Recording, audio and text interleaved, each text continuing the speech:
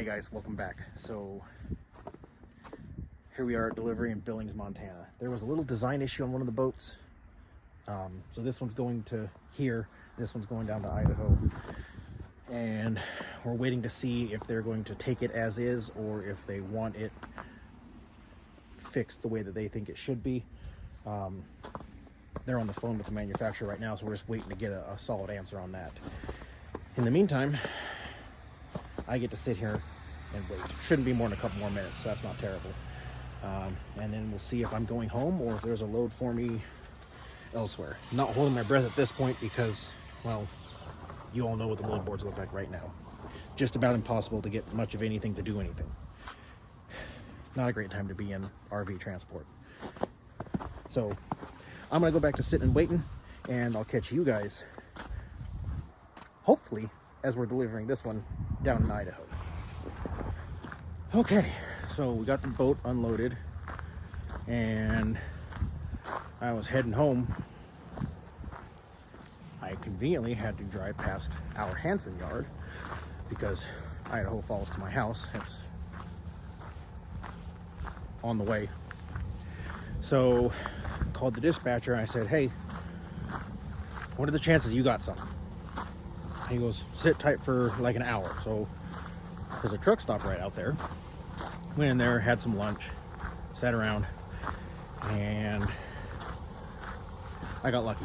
I got really lucky. There's a load going to California, and as I was in here, I verified the VIN on the first unit. He was just bringing the second unit in, watched him drop it. Man, I got lucky. Right place, right time. Anyway, let's get that one and the one over there loaded so I can get home and wash this filthy beast. I'll see you guys later. What's up, guys? Good morning. How are you? It's been an interesting couple of days. So you saw me at the Hansen yard, grabbing these, getting them loaded up. And then, in order to get down to California, there was one route that went just shot south out of Hansen, and then one that went by my house. It added like, I don't know, it added a little bit of time. But there was some stuff going on at home I needed to take care of. So I opted to do that. I got there Wednesday night, took care of most of what I needed to get done, got up Thursday, finished it, drove, got here at 10 o'clock last night. I thought that this dealership was the Camping World, not the Gander. So I thought I was going to be able to sleep on their lot. By the time I got here and realized that it's gated, I was done. I was tired. So I just parked here on the side of the street. And I'm not the only one. You can see that guy back there. So now, man, I tell you, somehow I got lucky. An hour and a half south of me, there's two cars waiting to be picked up going to Boise. What are the odds? So I'll get an okay rate per mile, but it's better than deadheading all the way back home. So waiting for these guys to get opened up so I can go deliver these, shoot down, grab those, head home, and I think I'm just gonna take off until Thanksgiving. Pretty sure that's what's gonna happen. So I'm gonna finish getting everything ready to get these delivered, and I'll see you guys later. So we're home. Kid's doing her first oil change. Just did an oil change on Rebound out here in the backyard. Fired up the bikes, let them run for a little bit. That still has 2,000 miles before it's due. And we're gonna do an oil change on that one next. And then, in this wonderful 37-degree temperature, gotta jump outside and clean off old Rebound because she's filthy. Might get this fixed actually, this go around here. If not now, the next time I'm home. One of the two. We'll get that thing fixed. We've got a couple ideas for solutions to get it up and running again. It's been a busy couple days. I had 3 cars, and I didn't really get to film anything with them because I was so busy. It's just rush, trying to just barely get them all done and get home because I had a ton of things I had to take care of here. So, anyway, there's been a lot of big changes around the house. She's having a blast trying to get the drain plug off. I can't do it. she's done a little bit of mechanicing before, but it's always with me there.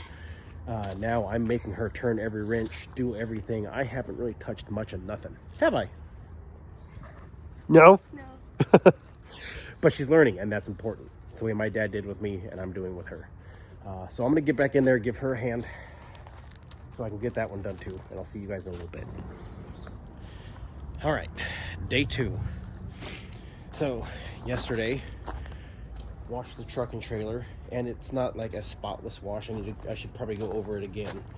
But I knocked all the road debris off. Now it's just got a little bit of like staining, and then I live in a fairly dusty area, so some of that resettled in yesterday. But it is way cleaner than it was. I need to go through and hit Windex on all the glass and get the truck like done, but there's some weather rolling in last night. By the time I got all the oil changes done and this hosed off and everything, I was done. I was tired. I've been going like crazy, and I was told, hey, you should probably check the wheel bearings on that trailer, because when I got mine, there was almost 0 oil in the bearing. Well, I'd say that's a pretty decent amount in there. I'd say it's probably good. Could use a little bit more. I've got a tub of wheel bearing grease. I might put a little bit in the cap just so there's a little bit more that it can suck in. Great. Now, y'all know I got home Saturday, right? Maybe you know, maybe you don't, whatever. I got home Saturday. Today's Wednesday, it's the day before Thanksgiving. When I woke up Saturday morning, I was 2 hours from Boise, 2.5 hours from here, and there's no truck stops. I stopped at the last truck stop before you get here. Well, when I woke up, I found, not when I woke up, when I stopped for the night, I found a slight issue. That thing just disappeared itself. I couldn't find the exact ones that are in this trailer, but I was able to find something very similar from the same brand. So I ordered those. They showed up yesterday. Now I'm going to replace both of them, because that's what was there. And as you'll see, once I get the box open and show you what I ordered, they're different. So I'm going to replace both of them, and I'll keep that one in the truck as a spare, since obviously this is a flipping problem. So bear with me while I go get the parts that I need, or the tools, equipment, everything, make sure that this is done up properly and we don't have any further issues like this again, and make the decision as to whether or not I'm putting more grease in that. So with that, I'll see you guys in just a bit. All right, popped all 4 of those caps off. They all looked okay. Put a little bit more in, just, you know, better safe than sorry, but I didn't like fill it up so that my concern was having it too full and then it freezing and it jamming up the wheel and yada yada yada. Would that happen? I don't know, probably not, maybe, I don't know. But as you can see, there's a bit of a difference. Same brand, same design, same. Just amber lens instead of clear, because I couldn't find the clear lens anymore. Looked around, couldn't find the clear lens ones. I don't know if that's something that they're just started putting on this year, the 2022 or 23 or whatever trailers, and that's why, so they're not really selling those lenses yet, or what.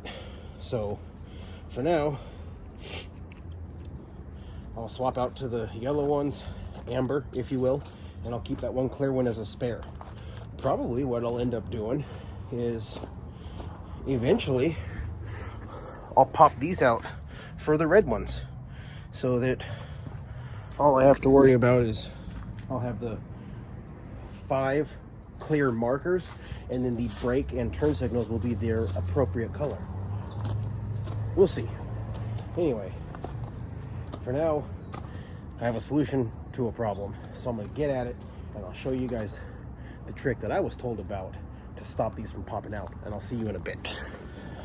All right, so this is the one off the other side. Obviously, I already did that side. It's all put together and good. Now, this is the new rubber gasket. I'm reusing the old ones because there's nothing wrong with them.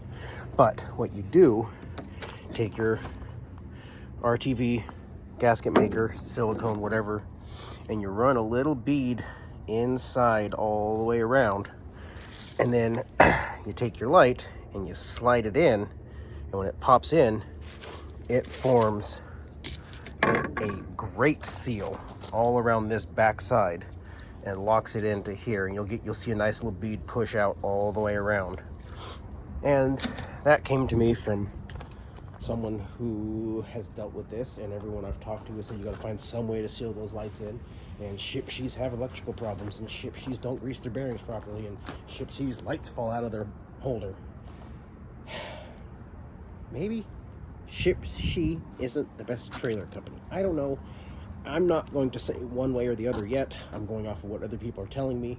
I've only got a couple thousand miles with this trailer, like 4,000 or 5,000.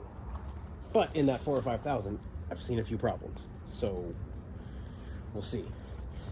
Meanwhile, I'm gonna go down here, get this one cleaned up, get the dielectric grease so I can hit these terminals before I connect the light back to it, and then turn the lights on, turn the truck on, make sure everything's doing what it's supposed to do. Right, I'm gonna get that, and I'll see you guys in a bit. All right, so marker light works. You can see the lights on the truck are working, and the rear lights are working. Hazards are working. Other marker light right there. There's the new turn signal in, hooked up, running, both in the running light position and blinking. Walk around the back. Other marker, turn signal, license plate light. Other marker, turn signal and running light. Marker, more truck lights. Marker, more truck lights. I think I finally fixed the wiring in this trailer. On the front turn signal. So, looks like everything's good. Everything's okay. Like I said, I think there's a good possibility that I will end up popping those rear taillights out and putting red ones in there just because. I don't know. As of right now, I had to get rid of the clear ones. Or maybe I can find the clear ones and I'll be able to keep those as spares. Right? That makes sense. Maybe I'll keep shopping around and see if I can find the clear one to replace that. And then I'll have a set of spares just in case I need them. Either way, those are siliconed in. They're not coming out. Dielectric grease. We're all put together. We're up and running. And now it's time to find a load. Because tomorrow is Thanksgiving and I want to get back on the road Friday. Either way, we'll see what happens, and we'll see if I see you guys tomorrow. So, been over here editing the video, getting everything ready for you guys, and realized I didn't have anything on those cars. So here's a quick picture of those cars that I was telling you about earlier that I didn't really get a chance to film or anything just because it was go to try and get those done so I get back here in time. So here's that. And those were all successfully done.